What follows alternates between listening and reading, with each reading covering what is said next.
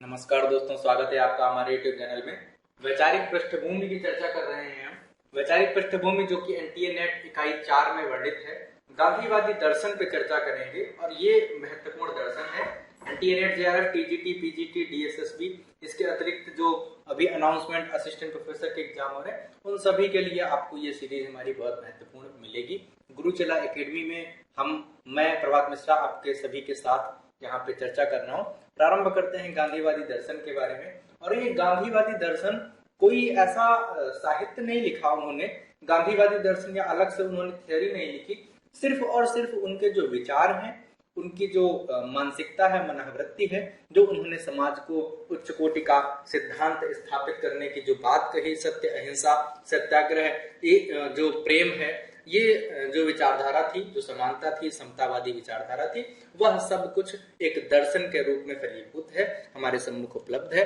बहुत कुछ हमें उनके जीवन से सीखने को मिलेगा और उन सभी की चर्चा हम एक दर्शन के रूप में यहाँ पे वर्णित करेंगे, चर्चा करेंगे। तो मित्रों, जो गांधी दर्शन है, उस गांधी दर्शन के जो विचारधाराएं हैं, सब कुछ हम आपके सामने स्पष्ट रूप से बताएंगे। सबसे महत्वपूर्ण यहाँ पे है कि उनके जो साहित्य है उस पर जो विचारक है उन्होंने क्या अपने मत रखे। सबसे पहला कथन पढ़ते हैं कि गांधीवादी दर्शन एक दोधारी तलवार है जिसका उद्देश्य सत्य और अहिंसा के सिद्धांतों के अनुसार व्यक्ति और समाज को एक साथ बदलना है। भगवद गीता, जैन धर्म, बौद्ध धर्म, Bible, Gopal Krishna Gokhale, Tolstoy, John Ruskin आदि से जो संबंधित दर्शन है वो गांधीवादी दर्शन के रूप में माना जाता है। जी हाँ, ये जो पौराणिक आख्यान है, क्योंकि जब हम भारतीय साहित्य की परंपरा की चर्चा करेंगे, भारतीय साहित्य की बात करेंगे, तो भारतीय साहित्य में ये सब कुछ वेद वेदांतर मत जितने हैं उन सब का कहीं न कहीं समावेश मिलेगा, क्योंकि हम उन सबको पढ़ लिख कर जानकर बड़े हुए हैं। तो इसके बाद में हम बात करते हैं, और जैसे कुछ मैंने आपको विदेशी साहित्यकार के भी नाम बताए, जॉन रस्किन, टॉलस्टॉय, इनका भी प्रभाव उनके दर्शन से प्रभावित दर्शन पर माना जाता है। गांधी जो है, गांधी दर्शन पर जो प्रभाव है मुख्य रूप से कौन सा, क्योंकि 1914 की बात करें तो 1914 में दक्षिण अफ्रीका से वो भारत वापस आए थे। एक ट्रेन का जो दुर्घटना थी वो भी हमें उसके उस सिद्धांत के तत्कालिक कारण के रूप में जानने को मिलेगी। 1869 पोरबंदर गुजरात में उनका जन्म हुआ था। तो उनके जन्म के समय उनके आसपास के माहौल से उनका उतनी पत्नी कस्तूरबा गांधी के साथ में किस प्रकार से संबंध थे, किस प्रकार से उनके नमक छोड़ने का जो एक कार्य आता है, वह सब कुछ कहीं ना कहीं आगे चल करके एक बड़े दर्शन के रूप में आता है। एक बड़ी जो हस्ती है बनने में सब कुछ अपने कार्य रखता है। टॉलस्टॉय की पुस्तक the kingdom of God is with in you, the kingdom of God is with in you, मैं 2 बार 3 बार इसलिए पढ़ता हूँ क्योंकि जो महत्वपूर्ण पुस्तकें हैं 2 से 3 बार बोलने से हमें हमारे दिमाग में, हमारे मनोवृत्ति में छप जाती हैं। रस्किन की पुस्तक है कि अनटू द लास्ट से सर्वोदय सिद्धांत की प्राप्ति हुई।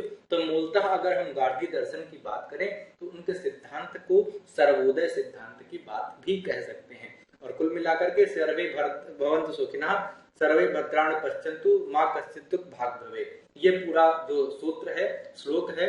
जी हाँ, इन सभी मैंने पहली और आखिरी पंक्ति के कुछ बिंदु पढ़े। इसके अतिरिक्त सर्वधर्म संभाव की बात आई, सर्वजन हिताय सर्वजन सुखाय, बहुजन हिताय बहुजन सुखाय, सब कुछ जो है मानवतावादी दर्शन की मुख्यतः बात करता है। दर्शन की चर्चा करेंगे। दर्शन के स्तंभ कौन है? यही 2 स्तंभ तो निकल करके आते हैं, सत्य और अहिंसा। इन्हीं दोनों से बापू ने पूरा जीवन इसी दोनों सिद्धांतों को पालन करते हुए सब कुछ कह डाला। और सब कुछ और पूरा राष्ट्र, और राष्ट्र ही नहीं पूरा विश्व उसका साक्षी है, सब कुछ उस बारे में जानता है। गांधीवादी दर्शन के 2 स्तंभ सत्य और अहिंसा है। इन्हीं को मानक रख करके फिर वो इनके साथ में या इनके पश्चात जो दर्शन आए या साहित्यकार आए, फिर हम 2 दर्शन और पढ़ते हैं, लोहिया और अंबेडकर जी का दर्शन भी पढ़ते हैं। उन दोनों पर भी इनका पूर्णतः प्रभाव रहा और पूरा स्वतंत्रता संग्राम सेना जो संग्राम है वो पूरा इन्हीं 2 सिद्धांतों पर लड़ा भी गया। अब देखिए, उन्होंने कहा कि मेरे पास दुनिया को सिखाने के लिए कुछ नया नहीं है। सत्य और अहिंसा पहाड़ियों की तरह पुरानी है। सत्य और अहिंसा पहाड़ियों की तरह पुरानी है। और सबसे पहली बात करते हैं जब हम तुलसीदास की, बहुत ज्यादा नहीं, कुछ यही 700 साल पहले की बात करेंगे तो 13वीं-14वीं शताब्दी के आसपास में तुलसीदास ने सीधे सीधे कह दिया था कि परहित सरिस धर्म नहीं भाई, पर पीड़ा सम नहीं अधमाई। दूसरे के हित के समान कोई धर्म नहीं है, और दूसरे को दुखी करने के, दूसरे पर पीड़ा, दूसरे को समस्या देने से, कष्ट देने से बड़ा अधर्म कोई नहीं है। तो सब कुछ हमारे सम्मुख है, सब कुछ हमारे सामने है, और यही जो दर्शन है, यही वेद वेदांतर का जो कार्य है, वह सब कुछ उनके दर्शन प्रभावी है। उन्होंने कहा कि सत्य और अहिंसा पहाड़ियों की तरह पुराना है। मैंने कुछ नया थोड़ी ना कहा, मैंने तो सिर्फ और सिर्फ आपको बताया कि यह जो हमारी पुरानी परंपरा है, सत्य और अहिंसा के मार्ग पर चलना, फिर वो चाहे बौद्ध धर्म हो, चाहे मुस्लिम धर्म हो, चाहे वह ईसाई धर्म हो, सब कहता है कि दूसरों पर हिंसा ना करो, सत्य के मार्ग पर चलो। महात्मा गांधी स्वीकार करते हैं कि उन्होंने जो कुछ भी नहीं किया, वह तो बस लोगों को उनकी नैतिक जिम्मेदारी का बोध करा रहे थे, न कि किसी नए सिद्धांत का प्रतिपादन। तो सब कुछ है, उन्होंने कुछ भी नहीं किया। मूल रूप से गांधीवादी पद्धति का निरूपण दक्षिण अफ्रीका में 1906 के बाद हुआ, और गांधी जी के द्वारा समाज को सर्वोदय दर्शन के रूप में प्राप्त भी हुआ। तो दक्षिण अफ्रीका की जो घटना है वह भी महत्वपूर्ण है। सत्याग्रह की चर्चा करते हैं, कुछ शब्दावली। सत्याग्रह भाई होता क्या है सत्याग्रह? तो सत्य का आग्रह दो शब्दों से मिलकर बना हुआ है। हम लोग हिंदीवादी हैं तो हम लोगों को संधि विच्छेद करना ठीक प्रकार से आता है। एनालाइज कर लेते हैं। सत्य सामूहिक विनाश के किसी भी हथियार से कहीं अधिक शक्तिशाली है, और सत्य है वह पाप को रोकता भी है, क्योंकि एक झूठ छिपाने के लिए हमको लाखों झूठ बोलने पड़ते हैं। अगर एक बार हम सत्य बोल जाएं तो शायद उस समय वह बात कड़वी लगे, परंतु आदि अनंत तक वह सब हमारा हित ही करेगा। अहिंसा, उनकी दृष्टि में अहिंसा अमोघ शक्ति है, और बापू ने लाठी हाथ में रखी सहारे के लिए, न कि हिंसा के लिए। महत्वपूर्ण है उनका जो चित्रण है, जो उनका चरित्र है, बहुत ही निर्मल कोमल है, और सब कुछ हम उनको देखकर, जानकर, उनके कार्यकलाप को समझकर, वही बात है, एक गाल पर चाटा पड़ता है, दूसरा गाल सामने कर दो, ऐसी परंपराएं उनके माध्यम से प्रतिपादित की गई। अहिंसा क्रोध, जुनून और विनाशकारी आवेगों के व्यक्ति से छुटकारा पाएगी, जबकि उनका शाकाहार भी अहिंसा का विस्तार ही था। शाकाहार क्या था? जीवों पर दया करो, जीवों पर दया करना, यह भी अहिंसा का मार्ग था। और अहिंसा के मार्ग के प्रति जितने भी सहायक तत्व हैं, उन सब का प्रयोग गांधी जी के द्वारा किया गया। तो उनका जीवन ही हमारे लिए दर्शन है, उनकी बातों की आवश्यकता ही नहीं पड़ती। उनका जीवन, अगर हम सिर्फ और सिर्फ महात्मा गांधी का जीवन आत्मसात करें, या उनके द्वारा जो परिपाटी है, जिस मार्ग पर वे चले, तो हमको उनके प्रति कुछ भी पढ़ने की आवश्यकता नहीं है। हम उनको जीवन के अध्याय को सिर्फ और सिर्फ पढ़ लेते हैं। अब देखिए, यहाँ से स्वदेशी असहयोग आंदोलन 1919 में भारत के स्वतंत्रता संग्राम में उनका प्रवेश होना, और उसके बाद 1947 को भारत को आजाद करा देना, ये सब कुछ कोई सामान्य प्रक्रिया नहीं थी, बड़ी जटिल प्रक्रिया थी। और पूरे विश्व को इसके जो पहुंच है वो बता देना, और अंग्रेजों के दांत खट्टे कर देना। खादी या घर के कपड़ों को अपना गोद लेने का उद्देश्य गरीबी, सामाजिक और आर्थिक भेदभाव की बुराइयों को खत्म कर देने में मदद करता है। गांधी ने साधारण जीवन के आर्थिक सिद्धांत को प्रेरित किया। अपने नागरिक की भौतिक जरूरतों को पूरा करने पर ध्यान केंद्रित करने के लिए भारत में ब्रिटिश आर्थिक नीतियों का विरोध में प्रयास किया। तो 1869 के बाद में किस प्रकार से आर्थिक स्ट्रक्चर, हमारा जो इकोनॉमिक स्ट्रक्चर है हमारे भारत का, खराब हो गया था, उन सब में ये बैरिस्टर मैं इसलिए कह रहा हूँ क्योंकि वह यूरोप से, लंदन से बैरिस्टर की उपाधि प्राप्त करके ही वापस भारत आए थे। लेकिन भारत आकर के क्या वेशभूषा धारण करते हैं, और क्या वह संत परंपरा का जीवन धारण करते हैं।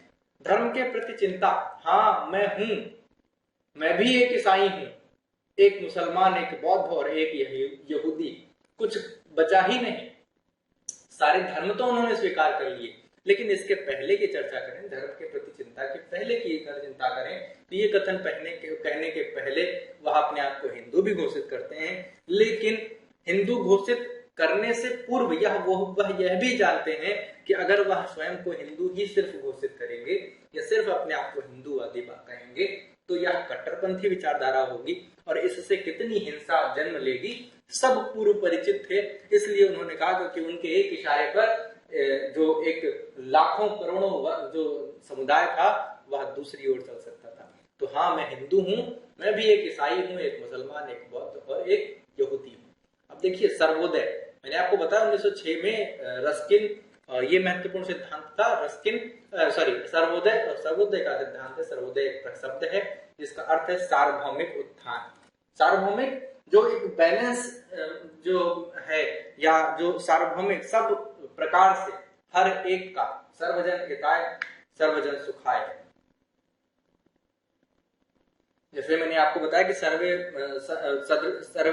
भवन्तु सुखिनः, सर्वे भद्राणि पश्यन्तु मा कश्चित् दुःखभाग् भवेत्, जो विचारधारा है उसी का पालन यहाँ पे किया गया। चलिए आगे बढ़ते हैं। 1908 में गांधी द्वारा रस्किन के अनटू द लास्ट के अनुवाद के लिए एक शीर्षक के रूप में बनाया गया था। बाद में अहिंसा नेता विनोबा भावे ने इस शब्द का इस्तेमाल स्वतंत्रता के बाद के संघर्ष के संदर्भ में किया। अब ये विनोबा भावे के द्वारा सर्वोदय सिद्धांत का प्रतिपादन भी किया गया। कथनों की चर्चा करें तो गांधीवादी विचारधारा आदर्शवाद पर नहीं बल्कि व्यावहारिक आदर्शवाद पर जोर देती है। इसके अनुसार आध्यात्मिक या धार्मिक तत्व और इसके ईश्वर इसके मूल में नहीं है, मूल में है। मानव स्वभाव को मूल रूप से सद्गुणी है। सभी व्यक्ति उच्च नैतिक विकास और सुधार करने के लिए सक्षम है। दलाई लामा ने कहा कि आज विश्व शांति और विश्व युद्ध, आध्यात्मिक और भौतिकवाद, लोकतंत्र व अधिनायकवाद के बीच एक बड़ा युद्ध चल रहा है। ये दलाई लामा के कथन हैं। इनके बड़े युद्धों से लड़ने के लिए ये ठीक होगा कि समकालीन समय में गांधीवादी दर्शन को अपनाया जाए। तो यहाँ तक से दक्षिण अफ्रीका तक उनकी पहुंच थी और आज विश्व के एक सशक्त हस्ताक्षर के रूप में नाम आता है। निष्कर्षतः हम आगे बढ़ते हैं और मैंने आपको फिर बताया कि सर्वे भवन्तु सुखिनः, सब सुखी हों, निरामय हों, सबका विकास हो, सब आगे बढ़े। इसके बाद में ईसावास्य मिदं सर्वम जगत जगन्या जगत के सिद्धांत का भी पालन किया। वसुधैव कुटुंबकम उनके दर्शन का आधार रहा। वे कह सके कि मेरा जीवन ही मेरा संदेश है, और हम जानते हैं कि उनके जीवन जैसी किताब हमको विश्व में कहीं भी नहीं मिलेगी। जी हाँ, एक विचारधारा सबसे बड़ी चीज है। दार्शनिक होना सामान्य बात है। हम अच्छी बातें कर सकते हैं। हम आप सामान्य सी बातें, एक छोटी सी बात मैं कहता हूँ, हम आप अगर व्हाट्सएप सुबह स्टेटस उसके ओपन करते हैं तो देखते हैं कितने अच्छे प्रवचन वहां पे मिलते हैं। एक छोटी सी मैं हास्यास्पद बात कह रहा हूँ, सिर्फ और सिर्फ कि अगर हमको सिर्फ और ज्ञान चाहिए, दर्शन चाहिए, तो हम अपना व्हाट्सएप स्टेटस सुबह देख लें और वहां पर हम कितनी भक्ति, कितनी आराधना और कितने विशिष्ट कोटि के जो दर्शन है वो सब कुछ हमें मिल जाएगा। लेकिन क्या हम उनमें से एक भी का पालन करते हैं? बिल्कुल नहीं। हम अगर पालन करने लगे तो वह जो दर्शन है वह हम पर प्रभावी हो जाए। ऐसा ही विचारधारा जो थी वो हमारे परम पूजनीय परम पिता महात्मा गांधी जी की थी, और उनका जीवन ही एक दर्शन था। उन्होंने जो सोचा उसका पालन किया। वे गीता के कर्म एवं ज्ञान के योग्य सिद्धांत मानते हैं। गीता के कर्म एवं ज्ञान, कर्मण्येवाधिकारस्ते मा फलेषु कदाचन मा कर्मफल हेतुर्भुः मा ते संगोत्सव कर्मणि। कर्म करते जाओ, फल की चिंता न करो। और वही उन्होंने किया। वह कर्म करते चले गए और परिणाम तो स्वयं ही मिलता रहा। गांधी जी के आदर्श एवं व्यवहार की शिक्षा के प्रति हमेशा सजग थे। उनमें भगवान राम की मर्यादा, श्री कृष्ण की अनासक्ति, बुद्ध की करुणा, ईसा का प्रेम एक साथ समाविष्ट दिखाई देते हैं। अब देखिए कथन कितना प्रेमाशक्ति करता है कि उसमें कुछ नहीं बचा। महात्मा गांधी में राम की मर्यादा भी थी। कहीं भी हमको उनका अमर्यादित, वह पार्टीज में डांस करते थे, वो उनका एक जीवन का अलग फेज था। लेकिन उन्होंने संत प्रवृत्ति विचारधारा अपनाई, यह इनका जीवन का अलग फेज था। तो मर्यादा थी। श्री कृष्ण की अनासक्ति थी। बुद्ध की करुणा भी उनके अंदर थी, क्योंकि उन्होंने एक फटी जो धोती थी और एक लाठी, एक चश्मा। उनके अगर आभूषणों की चर्चा करें तो आज हम वर्तमान समय की बात करें तो बहुत सारे हमारे जो नेता हैं उनका जीवन का उद्देश्य ही है कि विशिष्ट कोटि के ड्रेसेस पहनना, ड्रेसेस चेंज करते रहना, जो गेटअप बदलते रहना। माफ कीजिएगा, मैं किसी विशेष इशारे की ओर नहीं जा रहा, लेकिन हम महात्मा गांधी के जीवन स्ट्रक्चर को अगर समझना चाहते हैं तो हमें सब कुछ मिलेगा। और बुद्ध की करुणा, ईसा का प्रेम एक साथ समाविष्ट मिलेगा। तो उनके जीवन जैसा जो दर्शन है वो कहीं भी और अन्यत्र नहीं है। गांधी का सर्वोदय 1948 गांधी की हत्या के बाद में 3 प्रकार हो चुका था। अब देखिए, ये राम मनोहर लोहिया भी इन्हीं के दर्शन का पालन करते हैं। अंबेडकर भी सत्य और अहिंसा को भी अपने मार्ग में अपनाते हैं। और लोहिया जी बड़े गांधीवादी विचारक थे। और उन्होंने व्यंग्यात्मक कोटि के अंतर्गत कहा कि गांधीवादी जो दर्शन है, गांधी के जो मानक हैं, उनके 3 मत चले। और कौन कौन से? सरकारी गांधीवादी, मठी गांधीवादी और कुजात गांधीवादी। अब ये सरकारी गांधीवादी क्या है, मैं बिल्कुल आक्षेप नहीं करूंगा, मैं बिल्कुल इस बारे में चर्चा नहीं करूंगा, सामान्य है, आप पढ़े लिखे हैं, आपको समझ में आता है कि किस प्रकार से उन्होंने इन तीनों को कोटियों को बांटने का काम किया। गांधीवाद को हम सर्वोदयवाद तथा सत्याग्रह मार्ग कह सकते हैं। सर्वोदयवाद, ये सामान्य सी बात है कि सूरीलाल बसरूवाला जी ने कहा और अच्छा कथन है, उनके जीवन के परिचायक है। ये जो 3 दर्शन बटे गांधीवादी, सरकारी, मठी और कुजात, ये गांधी जी की फोटो लगा लेना अपने कक्ष में, ये उनकी मान्यताओं का पालन करना नहीं होता। उनकी मान्यताओं का पालन करना, उनके एक सिद्धांत को अगर हम जीवन में अपने अपना लेते हैं तो हमारा जीवन विशिष्ट हो जाएगा। मित्रों, अगर हम चर्चा करते हैं कि गांधीवाद को हम गांधी मार्ग या गांधी दृष्टि कहा जा सकता है, काका साहब कालेलकर जी का कथन है। जेबी कृपलानी जी कहते हैं कि गांधीवाद को सर्वोदयकारी समान व्यवस्था कहा जा सकता है। गांधीवाद को गांधी विचार न कहकर गांधीवाद ही कहना ठीक होगा, हरिभाऊ उपाध्याय जी कहते हैं। इसलिए सर्वोदय सत्य विचार की यह मान्यता है कि चाहे वकील का काम हो या नाई का, दोनों मूल्य बराबर हैं। सर्वोदय दृष्टि से मजदूर या किसान या कारीगर का जीवन ही सच्चा एवं सर्वोत्कृष्ट है। पसीना बहाकर रोटी खाना ही यज्ञ है। मित्रों, इन 3 बिंदुओं को अगर आप आत्मसात कर लेते हैं तो उनके जीवन का, उनके दर्शन का सार मिल जाएगा। सर्वोदय में नाई और वकील दोनों का काम बराबर बताया गया।